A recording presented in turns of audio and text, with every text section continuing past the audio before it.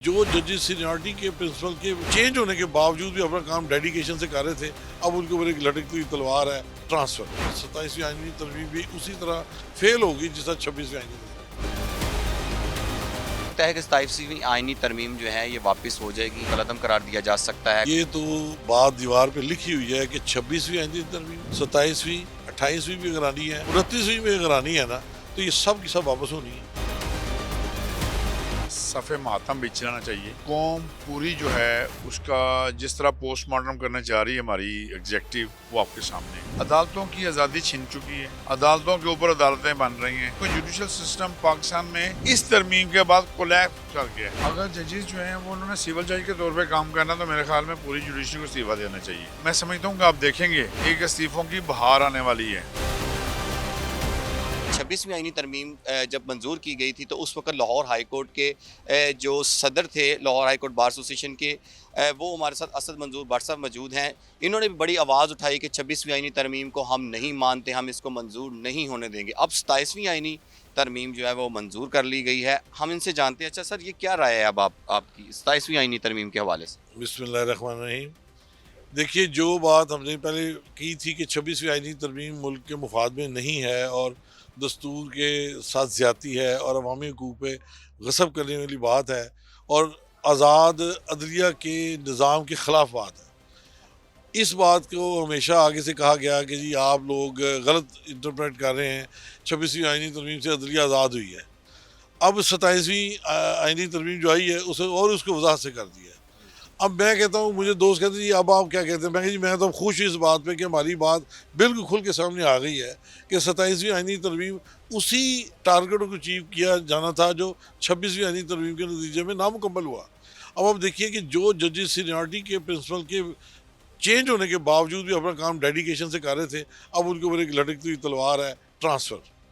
अब आप देखिए कि जो बंदा काम करेगा, जो हुकूमत के ख़िलाफ़ चलेगा या अवामी हकूक़ की हिमायत करेगा, उसको उस शहर से पंजाब से ट्रांसफ़र कर दिया गया, जो जुल्म की इंतहा है। और मैं समझता हूँ कि अवाम को अभी भी होश के नाखून लेने चाहिए और इस तरह की जो नामाकूल अमेंडमेंट्स हैं, क्यों मैं समझता हूँ कि 27वीं आईनी तरमीम भी उसी तरह फेल होगी जिस तरह 26वीं आईनी तरमीम। फेल तो हो गई, आप सही कह रहे हैं। 2 सीनियर जजेस जो मोस्ट सीनियर थे मंसूर अली शाह, उनकी जानिब से भी इस्तीफ़ा दे दिया गया है और जो दूसरे हैं अतर मनिल्ला, अब उनकी जानिब से भी जो है वो इस्तीफ़ा दे दिया गया है। आपको क्या लगता है कि ये इस्तीफ़ों का कोई प्रेशर आएगा? लगता है कि 27वीं आईनी तरमीम जो है ये वापस हो जाएगी या उसको जो है वो कलअदम करार दिया जा सकता है? कोई इस हवाले से? देखिए, ये तो बात दीवार पे लिखी हुई है कि 26वीं आईनी तरमीम, 27वीं, 28वीं भी अगर आनी है, 29वीं भी अगर आनी है ना, तो ये सब की सब वापस होनी है। उसकी वजह ये है कि ये वो इदारा कर रहा है जिसके पास अवाम की रिप्रेजेंटेशन का राइट नहीं है। कौन सा इदारा का? जो ये कौमी असम्बली और सेनेट के अंदर बैठे हुए लोग, ये पब्लिक के रिप्रेजेंटेटिव नहीं हैं, जिन्होंने वोट नहीं हासिल किए, ये फॉर्म 47 की बिना पे बैठे हैं। दूसरी बात यह है कि सुप्रीम कोर्ट को मैं समझता हूँ कि जो बहादुर और गयूर जजेस थे, उन्होंने अपने ज़मीर के मुताबिक फ़ैसला किया।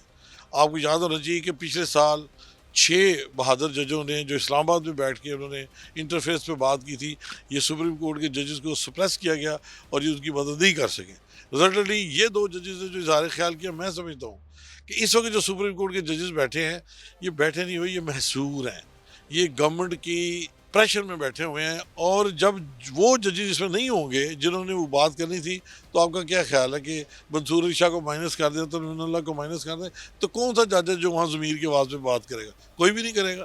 सब लोग अपनी एम्प्लॉयमेंट लविंग और खौफ की हिरासत में, चाहे आपको कोई भी प्रेशर कह ले, फैमिली प्रेशर क्रिएट करके देखें।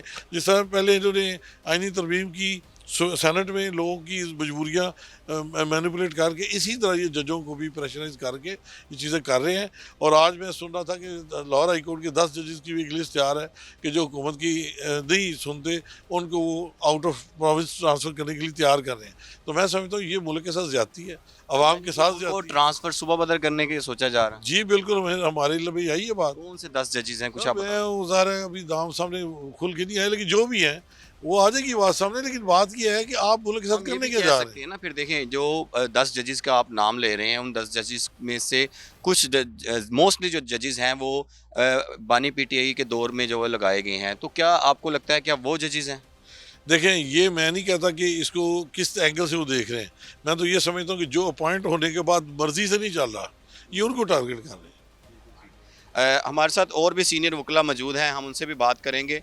और अच्छा सर, ये बताइएगा कि 27वीं आइनी तरमीम के हवाले से आप क्या कहते हैं, और आपको क्या लगता है कि 27वीं आइनी तरमीम जो है वो जजेस के लिए, अदलिया के लिए फ़ायदेमंद है, और जो आइनी अदालत बनने जा रही है उस हवाले से आप क्या कहेंगे? बिस्मिल्लाहिर्रहमानिर्रहीम। मैं समझता हूँ कि सफ़े मातम भी चलाना चाहिए।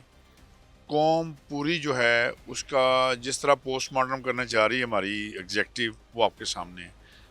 अदालतों की आज़ादी छिन चुकी है, अदालतों के ऊपर अदालतें बन रही हैं।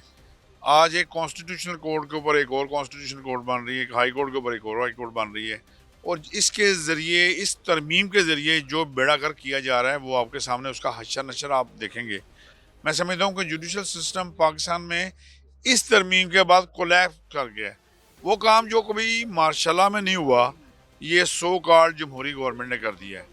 मैं यहाँ कहूँगा कि हमारा आइन का जो है वो एक हलफनामा होता है जिसमें पार्लियामेंटेरियन हलफ उठाते हैं कि I will not act against the protection of the constitution, rule, law, सब कुछ।